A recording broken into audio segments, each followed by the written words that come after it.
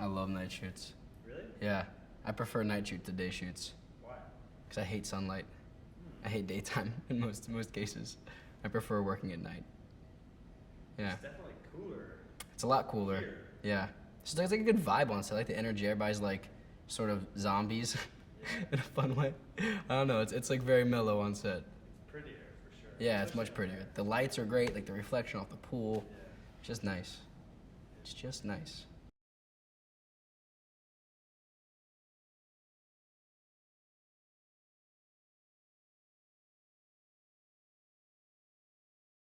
Well, I first read the screenplay actually like 2 years ago, and Andrea and I tried to make it together about a year ago, and the scheduling couldn't really work out, and thankfully they were able to wait and we were able to make it together now. But when I first read the script, I loved it. It was such a cross between a bunch of different genres.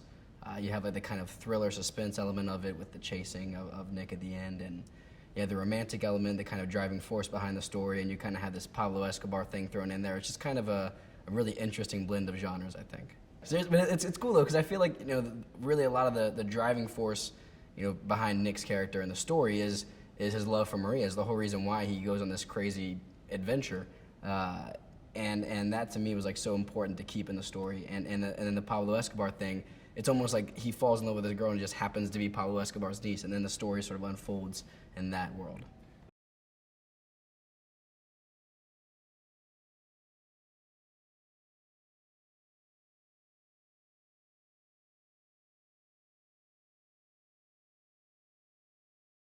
Yeah, I think it was just a really interesting take on a kind of action love story. It had a very it has a commercial appeal, but it's not at all a commercial movie. I don't know. It's just it's a very hard movie to nail down genre wise, and that's I think a lot of what attracted me to it. It just felt very real. The character Nick felt like a really realistic, smart character that had a nice arc, and all the characters really had like an individual voice, which I think is really important with movies.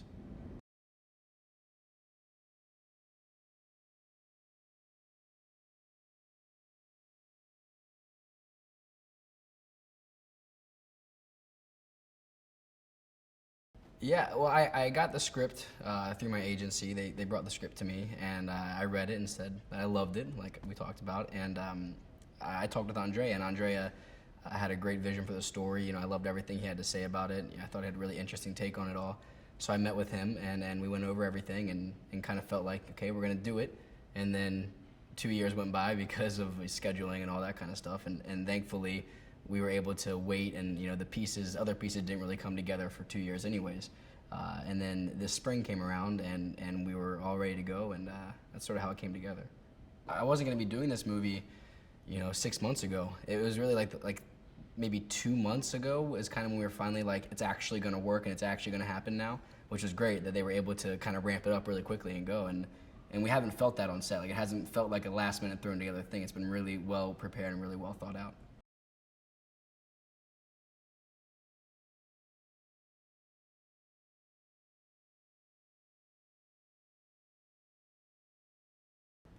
I think it's a pretty big departure. I think more so the movie is a bigger departure than the actual role itself. I think that it's a very different genre for me. It's this kind of action hero in a way sort of thing, and I haven't really done that before, which is exciting and definitely a big reason why I wanted to do it and be a part of it. But yeah, I think it is a big. Definitely a more grown-up role. It's definitely a coming-of-age movie for sure, and a movie that starts out with a kind of a young man, boy guy, and then by the end of the story, it's been a few years, and he's gone through so much, and he really does have to become a man and fight for what he believes in, and for me that was a big draw to it, and it is very different than something I've done before.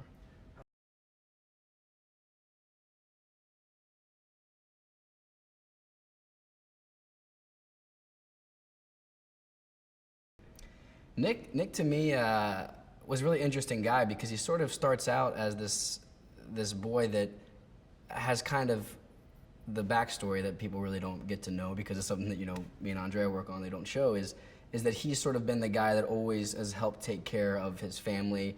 He's kind of been like a worker sort of type guy. He's never really had big dreams of his own. He's been very realistic, kind of realistic, almost pessimistic kind of person. And I love that character at the beginning of the story because then he falls in love with somebody and finally has something that means so much to him that he's never had before in his whole life. And because he has that backstory, it gives even more validity to everything that he goes through and how hard he fights for the love and for Maria, because he finally has something to hold on to.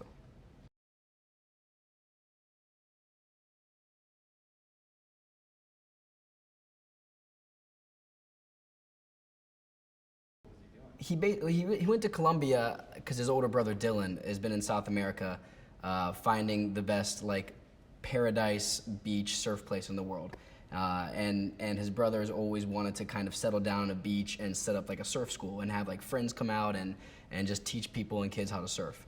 And so he finally finds this place, and I get a postcard from him, and I go down to find him. And actually, it's right after our fathers died, so I don't have any family left either. So my last family member's out in Colombia, so that's why I make the trek down.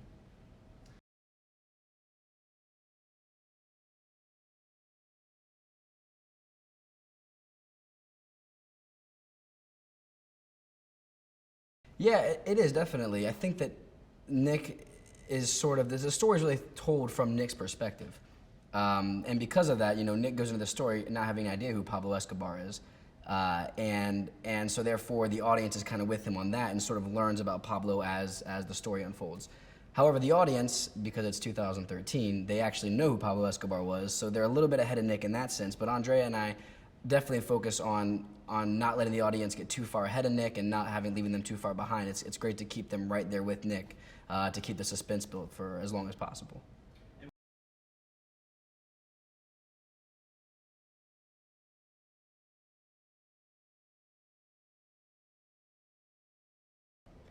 Yeah, he's a little blinded by love, Nick. He's blinded by love, and also he comes to the hacienda with Pablo, and he sees all this great stuff, and he sees how nice Pablo is with all of his family and how generous he is, and he throws these big parties for everybody, and he really sees Pablo being nothing but nice in the beginning, until he sees the other side of Pablo, and that's actually what was really interesting about Pablo Escobar. I feel like, and it's kind of notorious for this, was he was so generous and so giving and did so many great things for the local community in Colombia, but at the same time was such a psychologically twisted person. To kind of see both of those play out side by side, it's really interesting, because you kind of think, a movie that has Pablo Escobar in it, you think it's going to be like the gangster drug lord Pablo Escobar, but you really see both sides of him, and why he was so successful in a way was because he was so psychopathic and so he's just crazy. He's a crazy dude. He's not just the gangster side. He has that family side, and he brings people in close and gets them to want to do things for him, and not just by fear. And that's why he was so powerful, I feel like.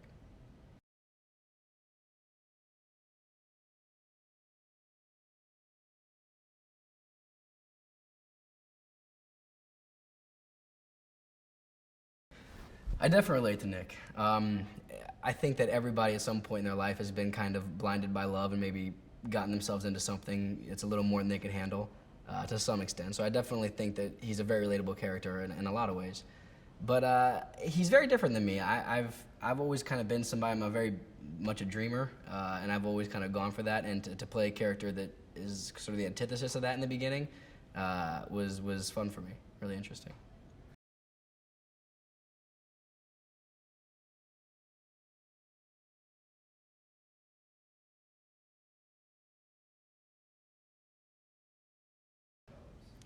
Yeah, Nick's relationship with Maria is, I think, a classic sort of big love movie relationship, which I love. That kind of the perfect sort of idea of coming down to this paradise, meeting a girl, and it just being like instant love and instant kind of.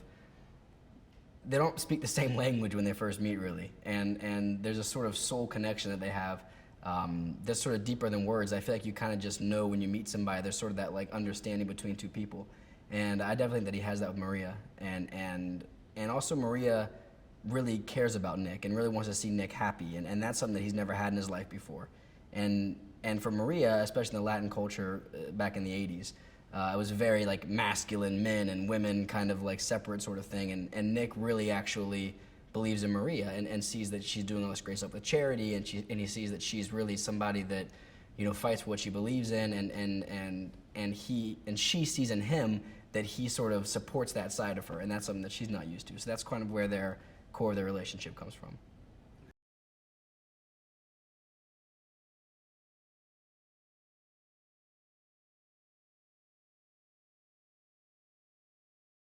It's been great. Claudia's fantastic. It's interesting. She didn't hardly speak any English before she started this movie, and her character speaks English throughout the entire film, which is mind blowing to me because I've had like 4 lines of Spanish in this movie, and I feel like a total idiot when I'm speaking Spanish. I couldn't imagine like she's literally her entire character, and she's such a good actress.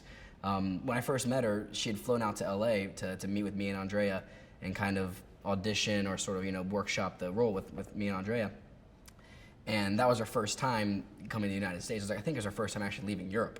And she hardly spoke any English. She knew the lines, and that was like almost it. But she was fantastic. I have no idea how she does it, but it's impressive. And she's really fun too. Like her and I have really gotten along now, and the language barrier is kind of fading away. So it's nice.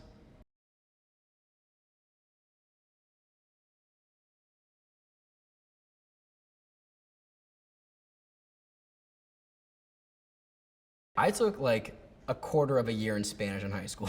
And I say a quarter because I kind of cheated my way through the rest of it to finish up. But I knew a few words, and but being down here and also working with a whole crew that speaks Spanish and French and Italian and some English, it's an interesting experience. I've learned quite a bit so far. It's slowly getting better.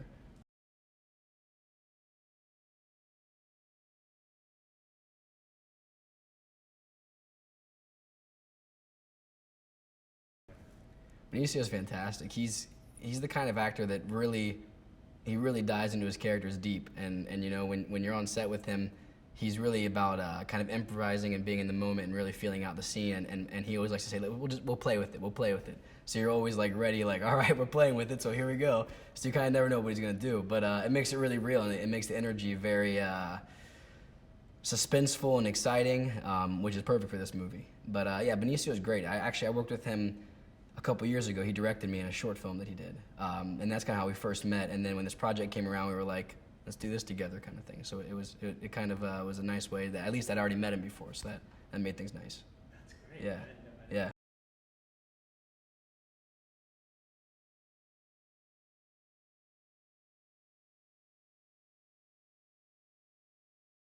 Andrea loves to play around with it. I mean, I think that Andrea, because he was also an actor, is an actor, understands actors and understands like when you're in the moment, kind of just feeling it out and sort of just improvising and rolling with the scene.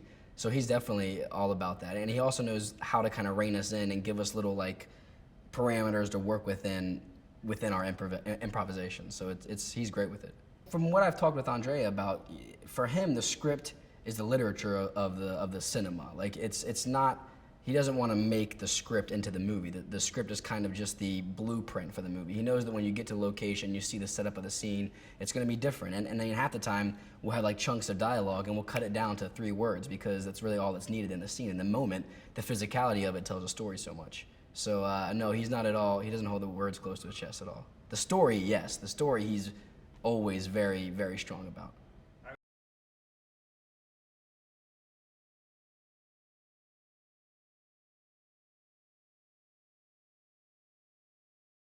Yeah, Andrea definitely. Whenever you like first rehearse a scene, he'll kind of see. He really loves the imagery of stuff. He's really into cinema and letting the camera tell a story a lot too. Which a lot of times with actor directors, they kind of get caught up in the acting and the performance and really internalizing everything. But he's really been great about balancing both. He's found a way to work with Louise, our DP, and Memo, our camera operator, to sort of find that beautiful image that he wants to get that helps tell the story. He's just a great storyteller, and that's via acting and performance or cinema.